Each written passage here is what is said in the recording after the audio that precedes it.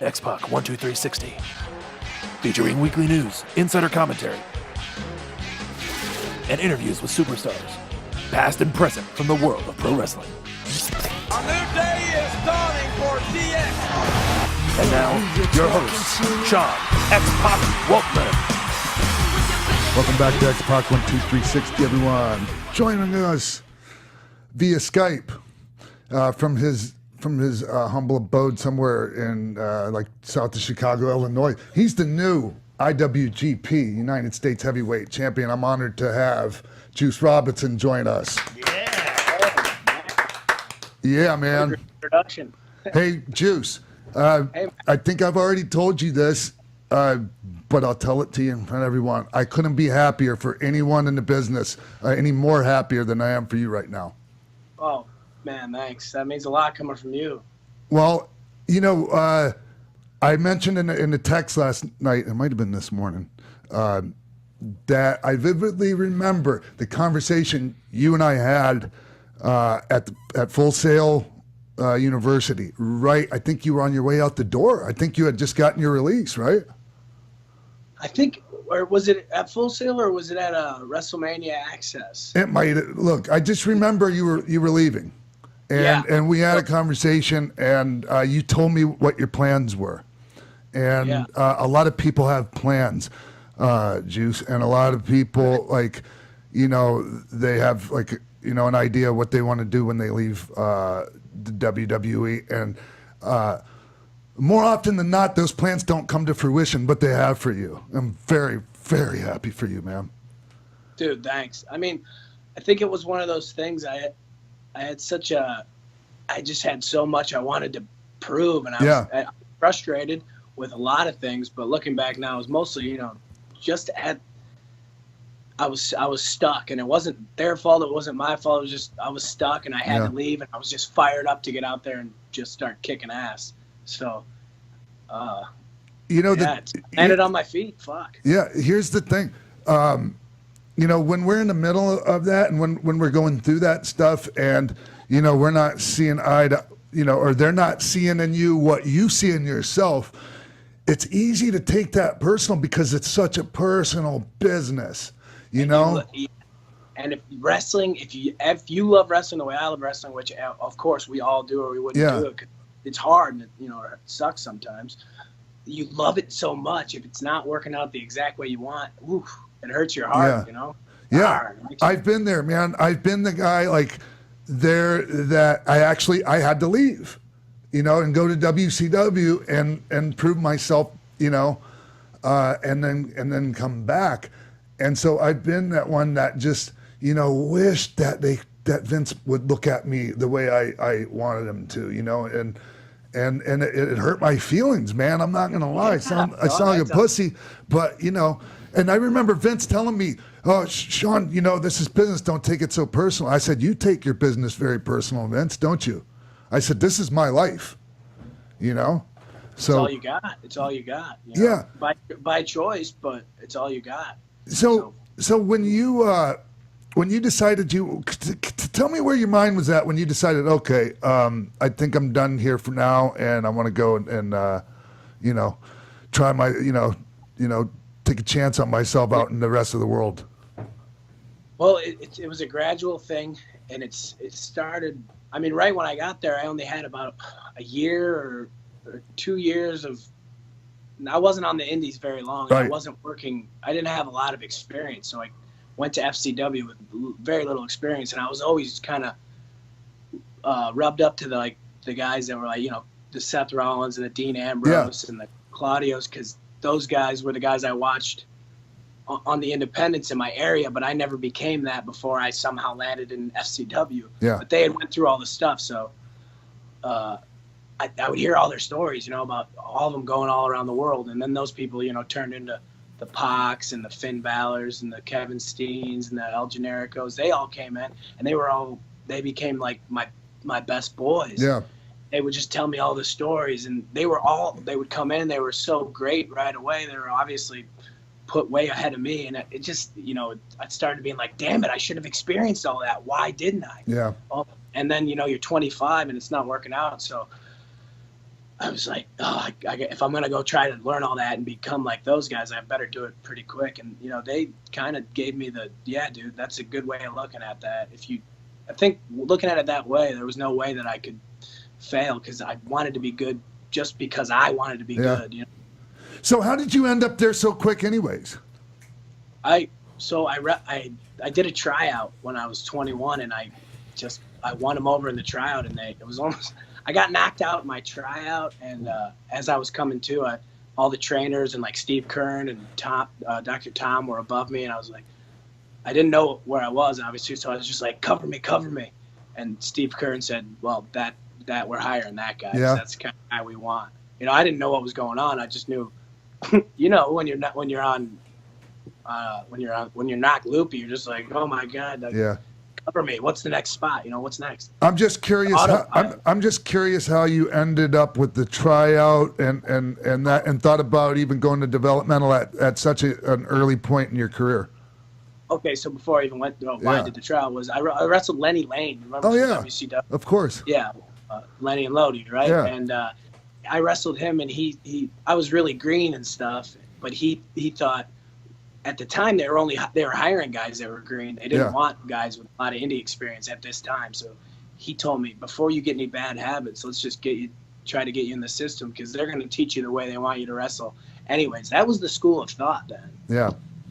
Like 2010 and 11, It was before they started signing all the independent guys. And he called Norman Smiley, and Norman Smiley said, hey, we're having a camp down here. Yeah. And it's $1,000, but it's not, it's not a gimmick. They're going to sign some guys out of it. So I did it just thinking like, okay, they're going to tell me like, I'll be able to take 4, 5, 6 things that I could work on for the next 4 or 5 years. And you know what I mean? I'll be able to see what are they looking for? And then I can go try to apply that on like, the independent shows. Little did I know I got signs. Wow. I was going to get signed, So you were like, you were willing to spend $1,000 to go in there and just get on the map with them and get some feedback. That's like the biggest thing you were looking for out of it, huh? Yeah. I was just thinking like, I'd learn a couple things that just a couple things that they're looking for, like keeping your hands up or how they like their baby faces to sell or their heels to do this. You know what I mean? Just something I can work on it.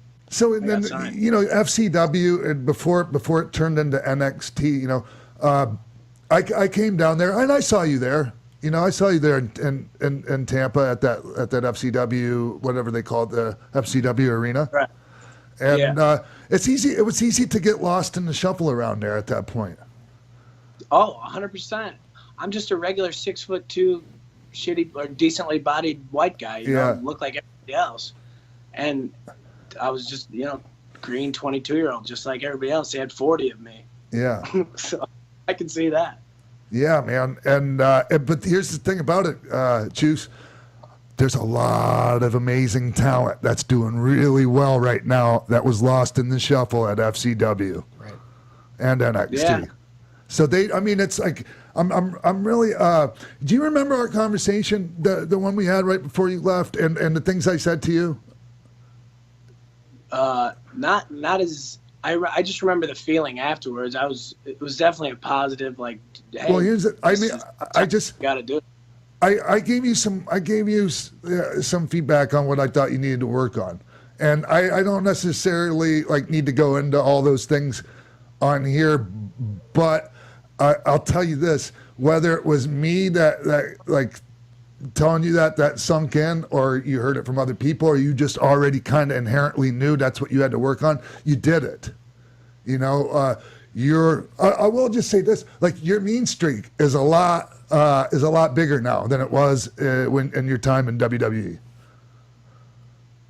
Yeah, I could definitely see that. I think I'm more confident now. Way more. That's the thing. Yeah. It's easy. Like when you get lost in the shovel, it's easy to get consumed with self-doubt, and that's a killer, man. It just messes up our whole psyche, and yeah, and being able to leave there and build your self-confidence back up. And then, you know, I honestly believe, Juice, that you'll be back in WWE in a fantastic spot at some point, if you choose to do so. Yeah, people, I'm hearing that a lot now, and I don't know. I'm so happy right now, and things just seem like that they're just going to get better and better as far as with the company. And yeah. I think my position in the company, I don't know. I don't see the ceiling in New Japan. So right. I just want to go. Yeah. I want to go until I hit that for sure. And if I never hit it, then I'm never leaving. If I hit it and I get stuck or something happened and I had to go somewhere else, you know, I could, I'd love to, you know. See, I think if you stayed the course in New Japan, I see an IWGP title reign in your future at some point. Oh, gee. Oh, I just got goosebumps. No, it's serious. I mean, you guys want to join in on this? Absolutely. I mean, I'd love to ask you too. You know, while we're talking about your transition to New Japan, you had to do that in an incredibly humble fashion. You leave NXT on your own fruition, which NXT was really getting popular at the time. And it wasn't an easy transition. You went to New Japan. It's not like they said, hey, you're going on TV right away. Tell us about that transition. You went right in with a lot of other people who were they were brand new, and you just had to probably swallow a lot of humble pie. What was that experience like? Well, when I was little, I would always, you know, whether it was Jericho's book or just the stories you hear about Japan back in the, you know, everybody knows about the infamous dojo and stuff. Yeah. And I figured if I was going to New Japan, I wanted to stay in the dojo. I mean, shit, that's a bucket list thing. Yeah. You know, I want to live in the dojo, and I thought at the same time that the you know, the Ligers and the Nagatas and the Kojimas of the world would probably appreciate it if I came in and, you know, went through the whole system. I'm not saying that I went through it the same way that a black trunk, shaved head Japanese white or young boy goes through it. Yes. You know, it's a little difficult for them. They didn't kill me, but I also, you know, knew how to work a little. But yeah, I wanted to train with them, and I wanted to show everybody that I didn't come in thinking that NXT was anything other than, you know, what it was. Especially, I had no ego at all, you know, at all. I wanted to pay my dues the right way. So did you have some of the similar duties as the young boys in terms of like cleaning and stuff like that? Yeah, I cleaned. Oh yeah, I cleaned some toilets and swept some floors and hosed down the driveway. You wash anybody's back, Juice? I didn't have to wash any backs. So I assume then you didn't wash anybody's balls either, then, huh? No. We left that to David Finlay. He's the ball washer. He's the ball washer. Oh, wow. You heard it here first. I used to hear those stories, and I still don't know if anyone ever used to wash anybody's balls in the dojo. Exactly. You know, I've heard them too. I think that's what you call an urban legend. Yeah, I mean, I would have drew the line in the sand there. I don't want to be that dude. So, you know, when you go through the system like that, you're in, man. Like, that's the thing with New Japan. When you do that, and as long as you don't get heat and are a complete douchebag, like, you pretty much have a job there for life. Yeah, man. They're so I mean, they care about their guys so much, you know, and it's just very noble. That's just how Japanese people, I feel like they are as a whole. It's awesome. Yeah. So, Juice, what are the differences or similarities of training at the Performance Center versus the dojo?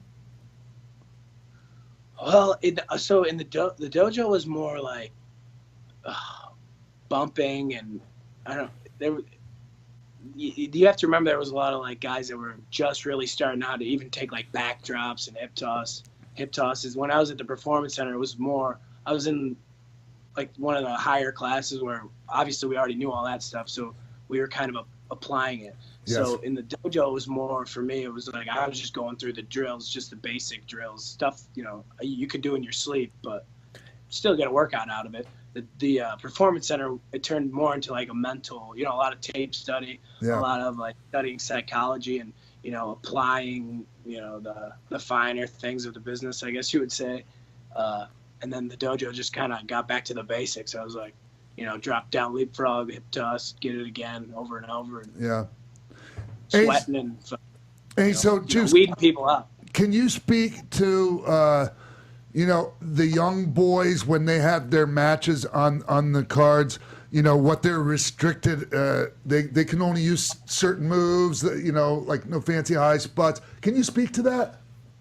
Yeah, they when they start, everybody's black trunks, black boots, head shaved. They have no identity. They have like one loop music for all the.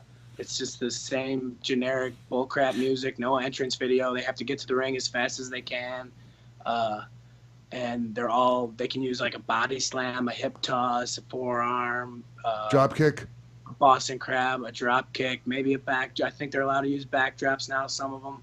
And they all have to use the exact same tools, because then, you actually get to. Then they have to actually learn how to get over the right way by like selling and fire and emotion, charisma, and so now they're actually.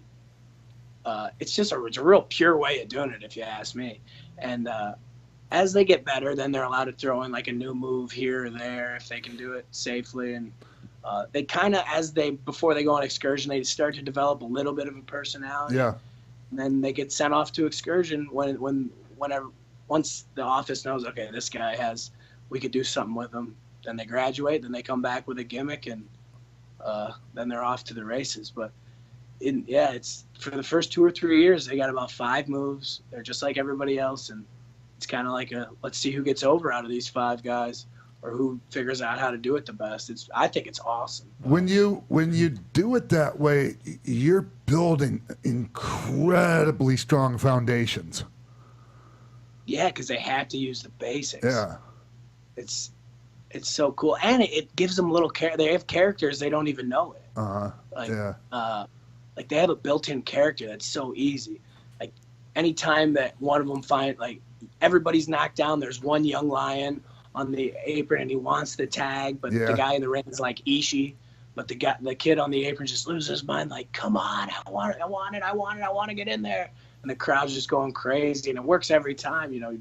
Tag him and the place goes crazy, and he loses 2 minutes later, but man, it's fun. Yeah. And Speaking of the place going crazy, it seemed like the crowd at the Cow Palace really reacted when you hit Pulp Friction, and they counted the 3 for you, but Jay White kicked out. And then when you won with the roll-up, they were just in shock, and then they reacted. Such a great finish, yeah. Is that what you expected? Yeah. Well, I was hoping that if there was a roll-up early, and then he kicked out of my finish, then everybody would sit there being like, well, Juice is definitely going to lose now, because he's got about 6 moves and a roll-up, and he did all of them. Yeah. So it worked. I thought that was a good time for somebody to kick out of that. Was that the first time anyone really kicked out of it? And then on a big match? Kenny kicked out of it once too, but didn't you beat Kenny? Yeah. Yeah. So it was before in a different match to set that match up. Okay. Since you and Jay White were at the dojo together, has this success motivated you? Has his success motivated me? Mm-hmm. Yeah. Oh yeah. Oh, 100%. Me and I like Jay. Jay likes me, but we're definitely rivals. I would say. I want to be on his heels or be ahead of him at all times. You know what I mean? It's a good healthy thing. Hey, so Juice, when did you guys have any matches prior to your Cal Palace match? Other than tag matches to set it up or before. We had one singles match a few years ago as when we were both like young lions in some farm town in Japan somewhere. So it's not like WWE where we have this pay-per-view match coming up next month, and so we're gonna have a half a dozen or a dozen warm-up matches on the road before we get to the pay-per-view. Yeah, our version of that is a little just like 2 minutes in a tag, like maybe a high spot or 2 in a tag, just to set it up. There were so many elements to that match. One of them being obviously the suplex into the barricade. When that happened, I mean that really created a huge stir. I mean, did you kind of look up and were you in shock at seeing what happened? I mean, No, I didn't know what happened at first. I just heard the crowd, and I was like, well, I know that was a pretty, impactful bump, but it kind of grew. So then I looked around like, what the hell? What? And then I noticed that JR had fallen because he was getting up and he's like asking where his hat was. And by that time, Josh Barnett had stood up, and the crowd, I liked it at first because it added a lot of electricity to the crowd. And then when he passed the fence and got in the ring, I was just kind of like, oh my God, I don't know how this is going to end. It could have been. I hope it ends pretty quick. Yeah, hope he has a mind change on the way there. You guys did a really good job of carrying the match on like after that, because that could have been that could have messed things up pretty bad. Like the distraction with that. Yeah, if somebody would have said that was going to happen, I would be like, oh, I hope no, I don't. Right. We can't. Yeah, that can't happen on paper. That sounds bad, but yeah, it kind of happened at a decent time. Give you a chance to take a breather. I mean, I was all right anyways. I was all right. But yeah, exactly. I don't know. It happened in a good time. I got slammed in the fence, and the next thing was he pulled out a chair. So yeah, it almost brought it to another level in a way. Now that once I watched it back and stuff. Hey, so I noticed Jay likes to play a strong heel role in the match, especially in the match with you, the ball shots and all that. Yeah, that's a little like you don't see that much in Japanese wrestling. Yeah, I think it's awesome. Yeah, there's not a lot of heels anymore. Exactly. So if he can figure out how to make everybody in Japan not think he's cool and actually hate him, holy cow, everybody's gonna want to wrestle him, man, for sure. If he can get especially baby faces, there's a lot of cool heels. Like even to Minoru Suzuki, he's a heel, but he's so damn tough and badass that the crowd likes him a little. And plus, even when he's beating the dog crap out of a young boy there. Plus, when you've been around for 30 years, whether people book you as a heel or not, it's that emotional equity is there, and it's hard to boo a guy like that. Oh, the respect, yeah, there's so much damn respect for that guy, yeah. Hey, he's unhateable. Not to keep talking about the incident with JR, but was there did you guys or Jay or anyone talk to Josh or JR after the show? Oh yeah, it was squashed. I thought it was squashed after the show, and obviously it wasn't our intention to hurt JR, right. But I think he knew that, because why would we want to take the attention off the match? Of course. Yeah. And we don't want to. Nobody wants to hurt anybody, especially a 70-year-old guy like nobody wants to hurt anybody. But yeah, we apologize because it's just a bummer that it happened, and we're in the wrong at the end of the day. I thought the guardrails were going to be locked because I asked if I went out there earlier in the day because I knew we would be into the. I knew we were going to be hitting the fences pretty hard, so I wanted to make sure they were interlocked, and the guys on the floor at 4 p.m. told me they were going to be, so. I thought it would be, okay. So, hey, do you have any opponents in mind, any challengers for the title? Well, now that anybody who pins me in the G1 is going to have a claim at a title shot for sure. Are you going to be defending it outside of the U.S.? Not as of right now. I don't. We'll have to see. After the G1, we'll probably have a pretty good idea of where the next match will be. So I wouldn't be surprised if it would be the next time we're in the U.S. So I think that's in September. Is there September 3rd? Any chance? I'm sorry to keep cutting you off. Is there any chance of you defending it at All In your hometown in Chicago? Oh, there's definitely no chance for that because I think I'm going to be in England during All In Chicago. So yeah, that won't happen. Well, speaking of the G1, you're going to be you have a match against Kota, Naito, Kenny, Toru Yano. Who are some of the opponents that you're most looking forward to working with? Definitely Ibushi and definitely Ishii because I haven't had any singles matches with them ever, and they're both awesome. So those are going to be fun.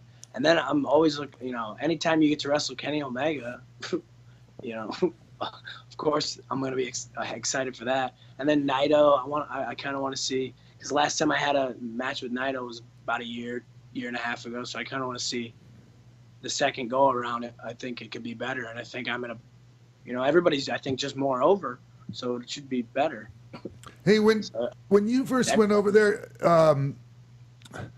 how was it like, the communication, with the guys you're in the ring with? How is that working for you? I mean, I first had to learn to slow down when I'm talking. You know, after a match, and you're like, oh yeah, that was awesome, blah, blah, blah, blah, blah. So first couple of weeks, I was fast talking a little with my English, but as far as making matches and communication with all of the guys that we work with over there on a daily basis, it's pretty damn good because they know wrestling English. I was just going to say, it's the wrestling English, right? Yeah, they know wrestling English, and we know enough. We know a few Japanese words. It's like this, not Spanglish because it's not Spanish, but it's like broken Japanese. They know. I don't know. You kind of figure out how every guy talks and how they understand and their level of English. So Juice. It's easier, but they know wrestling English until you want to do something they don't want to do. Then they don't understand a goddamn word you're saying. Oh my God, that's 100% right. They all of a sudden don't understand that. Right? I love when they do that, though. Yeah. I'd be kayfabing my English too, man. Oh Jesus! Hey, I was reading what you said. Post title win, and you brought up Canyon Ceman and WWE and all that, and I think it's just fine for you to unload and vent like that. I also think it would have just you going out there and being as successful as you are and winning the IWGP United States title at the Cow Palace in front of all those people is a pretty good up yours by itself. You know what I mean? Yeah. You're right, and I probably, I'm kind of a hothead, I guess. It's okay. You're right. Nothing needed to be. That could have been communicated silently. You're totally right. That was enough of a. I'm doing it. I didn't need to say it. But at the same time, it's okay because it was coming from an authentic and 100% real place, man. And that's what people like about you, or love about you. And that's all. That's the kind of wrestling I like. So that's what I got to try to be, just myself, I think. But it's also to the media too, because everybody constantly wants to talk to me about WWE, which is okay. Yeah. I didn't want it to be like fuck you, Canyon. I'm a star and I always was. I wanted it to be like, hey, I left and I remembered those damn words. Yes. And I'm doing my damnedest to try to do it. It wasn't. I don't know. I didn't want it to be like, because I'm not mad at WWE. Man, everything I know about wrestling. The reason I am where I am now is a lot to do with it is those 4 years that I was in WWE. Yeah. If I wouldn't have failed in WWE, I wouldn't be where I was. Me failing in WWE has way less to do with WWE. It has to do with me. I was young. I'm glad you said that. I was 23. I was learning how to work. Yeah. So, no, WWE's all cool in my book. I don't know. I was just going. I was just going and not thinking. More feeling. Yeah, no, and that's okay. I'm glad you said that part about a lot of it having to do with you, and because when people leave there, a lot of times all they do is blame it not working out on everyone but themselves. Right, and you do feel that emotion, but when you look back on it a couple of years later, it was, you're in control of your own destiny at the end of the day. Yeah. You really are. If I would have been probably myself when I was there, I probably would have succeeded. But I had to not be myself and try to be something I wasn't to not succeed, to then learn that I have to be myself to succeed. So I know that sounds, but I think everything happens for me. Makes total sense to me. Well, a lot of people were raving about your promo skills prior to your match with Jay White. What was it like learning from Dusty Rhodes? Oh, Dusty, he's the best. He just always, it's not what you say, it's how you say it and how it's about feeling. Promos are about feeling. That's first. Right. So if you're feeling it when you're saying it, that's the only way you're gonna be able to make people feel it. And there's, they still might not feel it, but the only chance you have them in people feeling you is if you're feeling it. So Kevin Owens said you're the best promo in wrestling right now. Oh, jeez, I know that opened up a barrel of monkeys, huh, man? Everybody's telling that now. That's huge. Sometimes I forget how big of a reach those guys have. Holy cow. Hey, but Juice, when you're cutting a promo like the one, like, where you're talking about your metacarpal and all that, and, but it's a different feeling when you're cutting a promo in that environment, isn't it? Yeah, well, yeah, they're all. It feels real. Like I'm talking about real shit. Like I'm not talking about, Yeah, it's easy. And it comes off real. Like I believed what you were saying. I believed the things that were coming out of your mouth, and I believed you were talking about real life shit, not some fake wrestling angle.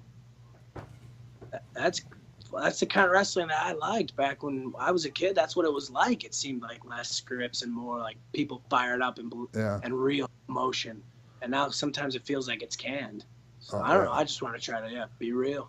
And sometimes it's not there. Luckily, it was there. You deserve an incredible amount of credit. You talked about how at such a young age, you're at NXT, which is a golden goose for a lot of people. For you to be so self-aware to say, you know what, this isn't for me right now. I need to grow. And then to do what you did, just kudos to you, man, because not many people are that self-aware in their early 20s. Oh, thanks, man. Thanks. I don't know. I felt that's how I felt. I'm not saying I'm this mature being. I have no idea. I wanted to be good at wrestling. I knew that. That's all. That's awesome. So is there anybody in New Japan when you first got there that maybe you learned from, maybe took you under their wing? Oh, definitely. On just every day teaching me everything is Rocky Romero, because I mean he's been going there for 15, 20 years. God, but he just, the way of life in Japan. He's the best. But in a wrestling way, it's got to be Tanahashi and Makabe, those guys. Then, because we tagged, I've been tagging with them now for 3 years, and they're just great. They're just great baby faces, great company guys. They lead by example. But those three probably have influenced me the most. Hey, have you witnessed like the booking process there and how it works in comparison to how it works in here in the States, like in WWE? I mean, I know you haven't been to like Impact or ROH, have you? No. So I mean, I've done a match here or there for ROH, but no, nothing. But Gato's the booker, and like he's doing an amazing job, and I'm just wondering how much input the talent has, in the angles and the storylines, however you want to put it. Right. Okay. Well, I can only really speak on my stuff, and I just know I don't really ever ask. I'm not one of those guys who's like, okay, what am I doing at Wrestle Kingdom 13? I need to know now, 2 years, in advance. I just take it as it comes. So every day, whatever. But he'll let me know like a month in advance if he needs me to start to set it up or like start to hint at a match in a tag match, or set it. You know what I mean? Like setting up. If the angle needs to be set, he'll let me know then. So you can plant a seed. Yeah. So like I knew I was gonna wrestle Jay, I think maybe 2 months ago, but I didn't know the finish, but I know my character. So. But do you have input? Do you have creative input? In the things. Do they come to you and ask for your feedback into the stuff that you're going to be involved in? Yeah, 100%, man. Gato's so cool. Like one night, or right in the beginning, I said something like, "Hey, it might be cool if we did something where my hand maybe was broken, or something that add maybe to the story of the match." And he said, "Oh," he didn't even think. He just said, "Yep, no problem, cool, whatever you guys want to do." And then he gives us ideas along the way, and he can fix usually our ideas. If we give him like an idea, he'll fine tune it, and he'll like throw it through his governor and make it work. That's one of the things Jericho actually mentioned when we had him on the show. Yeah, he's there sitting there a lot, real quietly, like just kind of doing his beard like this, strumming and thinking, and he's quiet, and then he'll just be like, "Okay, what if?" And then it's your idea, but it's like your idea. If you know, like proofread, spell Right. checked, ran through spell checked. Spell check. It's like running ideas with Yoda. He just has a wise way of yeah, exactly. Yeah. Well, you know, we spoke of your transition, obviously transitioning into New Japan. But what I want to know is what made you go to New Japan instead of taking more of a traditional route in terms of going to the U.S. and to the Indies and stuff like that? So that was all Giant Bernard, Prince Albert, Baldo. Yeah. Whatever you know him as. He became my friend down there before he even became a coach, because he was coming down to kind of do like Florida house shows, like just little matches against Adam, whatever the Adam Hardy Rose? guy's name. Remember, just I don't know. Then he became a coach, but we were already friends. He was a commentator on NXT, and we would like talk about the CJ Parker like hippie character and stuff. Then he became a coach. He found out I was, you know, I would always kind of tell him I was frustrated with the whole process, or like where I was in NXT and stuff. And he said, well, if you ever quit, let me try to get something over there, get you a look for New Japan. And then when I finally did say, okay, enough is enough, that was WrestleMania 31. And luckily they were inducting Tatsumi Fujinami into the Hall of Fame. So the New Japan president and Tiger Hattori and a couple other higher up office guys were at Access. So they saw me when I was wrestling, and all Bernard said was, hey man, you should take this kid to Japan. He's a good kid, and he just quit here, and he loves wrestling, and he wants to, you know, he's in it for the right reasons. And that was that. Then I came back through, and they said, hey man, you want to come to the dojo? And hell yeah, I do. And I didn't know when, but I knew it was going to happen. And then I left the next day, and I went to England for a little while for a summer, and I worked on the camps with Brian Dixon. I don't know if you guys are familiar Of course. with Brian Dixon. Yeah, it's awesome. You just wrestle like at carnivals all over England in front of 8-year-old kids. So you just have like Looney Tune matches. Just do the Gaga, right? The best. Yeah, just work the Gaga spots, the stuff Exactly. easy stuff. Yeah. So just so much fun. And I did a couple indies, and then I moved in to the dojo at the end of the summer. So it's just perfect storm. It all worked out just perfect. Hey, do you have a now that you're no longer in the dojo, do you have a place like, or do you just stay at the hotels when you're in Japan, or do you have your own spot over there you stay at now? Well, we just stay at the hotels. So if we're in Tokyo, we're at the Tokyo Dome Hotel, which is like right outside Korakuen. Oh, you guys don't stay at the KO Plaza anymore? No, that changed maybe a few years ago. Oh, probably. wow. That's Maybe sad 10, to me, man. That's sad to me. That was like home base. Yeah, that's shit. what Rocky said. That one's a lot better, but I think about 10 years ago they switched it over. But it makes going to Korakuen really easy, so Sure. I like it. Yeah. Hey, how about And that? then when we're on tour, we're just in all the little country town hotels like the rest of the boys. Hey, so okay, all growing up, being a fan of wrestling, Japanese wrestling, learning about Japanese wrestling, you hear about Korakuen Hall. How was it the first time you stepped into that venue?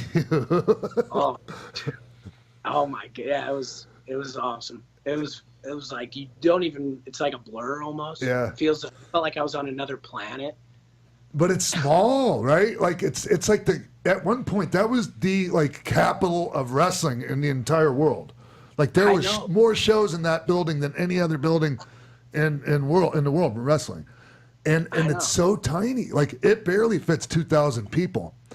And It doesn't. Yeah, it fits 1,800 people. So Yeah. with standing room only, but it's shaped in a way. I don't know. It's just it gets hot. It's Oh, yeah. There's good energy, real good energy. If you get 1,800 people, if 1,800 people into it in a small building, is great. Oh yeah, no, it's it's an amazing building. I Yeah. just was like blown away by it, kind of like in the same way the first time I went to the Sportatorium in Dallas. Wow. Oh, And I'm it's jealous of that. That Yeah. sounds bad. so you Arena guys. Mexico was pretty cool too. Oh, That was yeah. a cool one because you always hear about that one. But yeah, Korakuen is I love that place. Hey, how was your experience in Mexico? Oh, it was fun. I Yeah? mean, it was really fun. I didn't do anything really besides punch and kick. And I was a heel, even though I was a babyface in Japan. I was a heel in Mexico because Was it easy? Yeah, it was so easy. They just chanted, Gringo Puto at me, and but I acted like it was like applause. So I was like, yeah, basking in it, And then they got the minis that are in like little fur suits, and you slam one of those and get up on the top turnbuckle, you're good. You're set. Yeah, if you want to get like a comeback.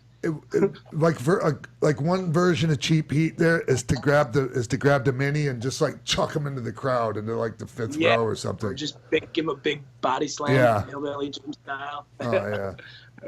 Awesome. I don't know, who do you have? King Kong Bundy when he slammed whatever his name was, Little Beaver. Little Beaver, and he dropped the elbow on him. Yeah.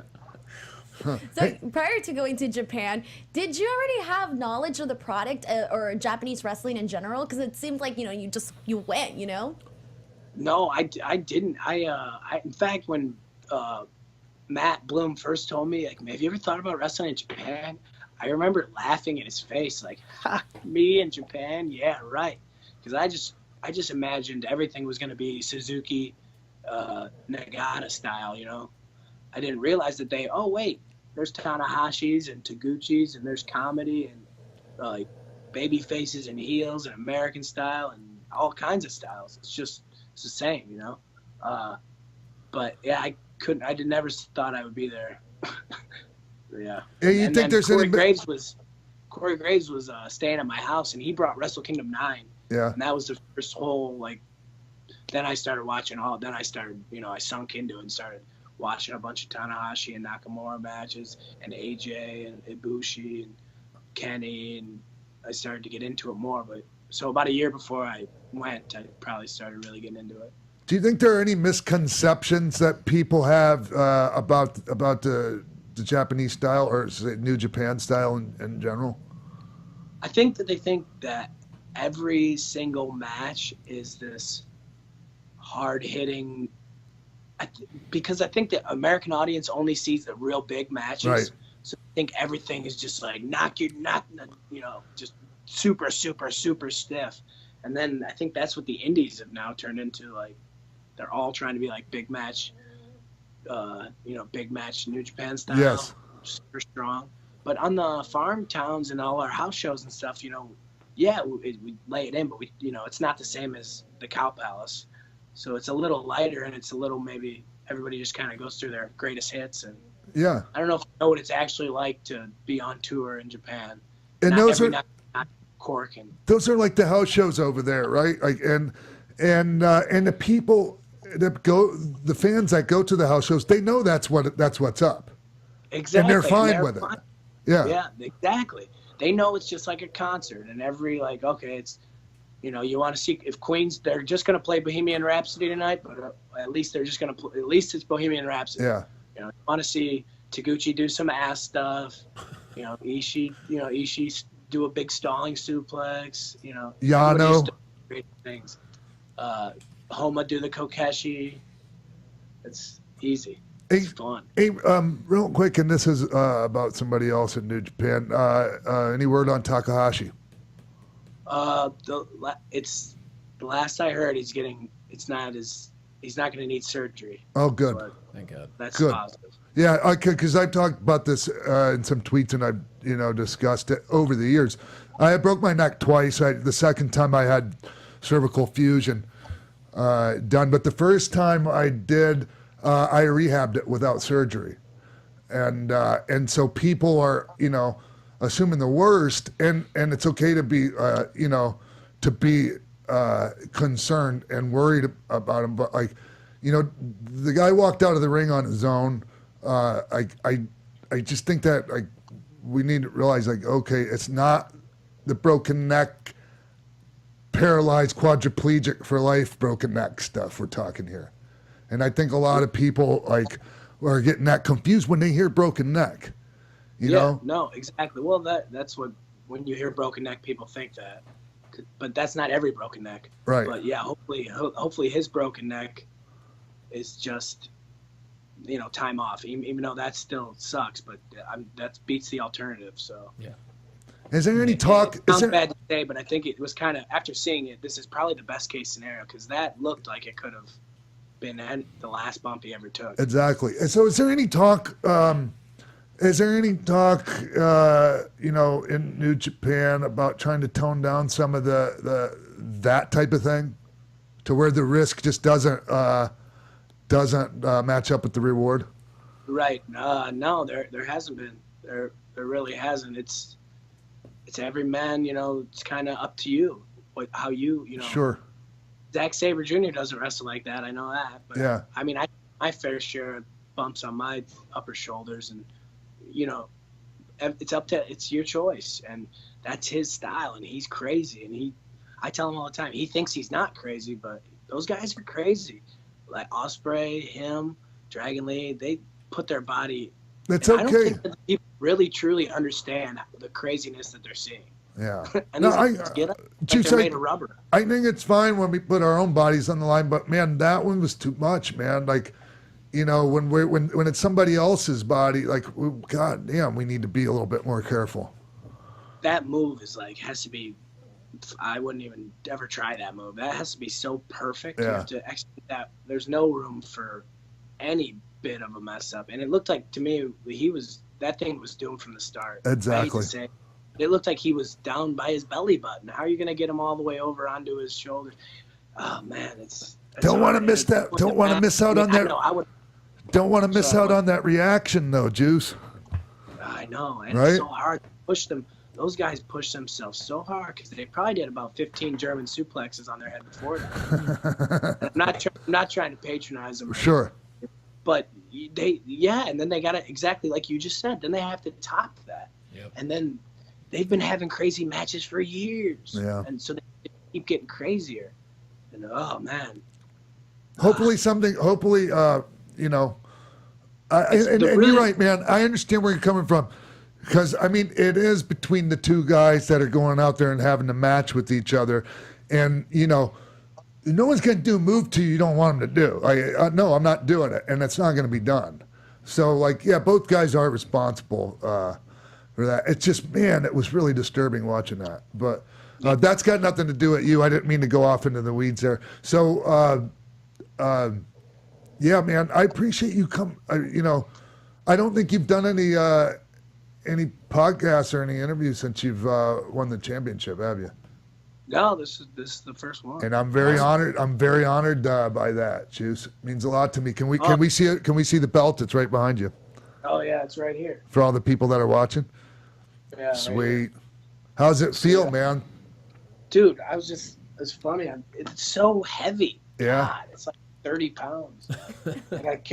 I figured I had to bring it home though to show my family and stuff.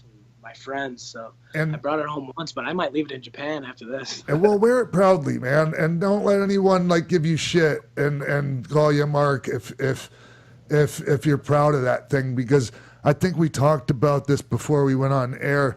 That championship means a lot. It's not passed around like a hot potato back and forth between people to where you don't even know who the champion is from one day to the next. So that's a real championship when it comes to pro wrestling, and so man, really happy that you're the U.S. champ, man. Be proud of that, dude. Oh, thanks a lot, man. That's crazy. It's so crazy that that's coming out of your mouth. I used to watch you when I was a kid. Hey, man. To get all mushy. It's crazy how life is. Yeah. Just so. Yeah. Hey, now that you mentioned that, is there anybody like that you grew up idolizing and watching that you got to be in the ring with? That you were just like, oh shit, I can't believe I'm in the ring with this guy. Wow, there really hasn't yet. I hope it happens for you because it's pretty badass, man. Yeah, I mean, I did have a moment once where it was like Goldust and Cody were at the Performance Center, and I had to. I don't know, I was rolling around with Goldust really quick. And I used to always be a big fan of him. He'd lock up, he'd grab you in a headlock. But before, he was already off the ropes and hitting the other side before. It's like, you know what I'm talking about. Yep. Right? He'd grab that lock, but hit the ropes right away. And he runs the ropes so damn fast, I used to think when I was little. Well, because he's got long legs and you don't have to take but 2 steps to be across the ring. Yeah, and I did something with him where it was like, some kind of high spot, just like for him to warm up. And I was like, oh, that was pretty cool. And I did take an arm drag from Ricky Steamboat once. Oh, wow. And that was badass. Nice. I didn't mean to get sidetracked on that. I was just curious if you've had that kind of experience yet, because it's a really special experience. Like first time I was in the ring with Ric Flair, and like first time I wrestled Hulk Hogan. Wow. I mean, especially Flair, since he grew like first time I ever went to a live wrestling match, it was Flair and Dusty. But anyways, Juice, again, one more time, congratulations, man. So happy for you. You deserve it as much as anyone in wrestling right now, man. And thank you so much for joining us. Thank you, brother. That's so awesome. Thank you. Hey, real quick, anything you want to plug, like outside stuff that we haven't already talked about, social media? I know you don't have Twitter.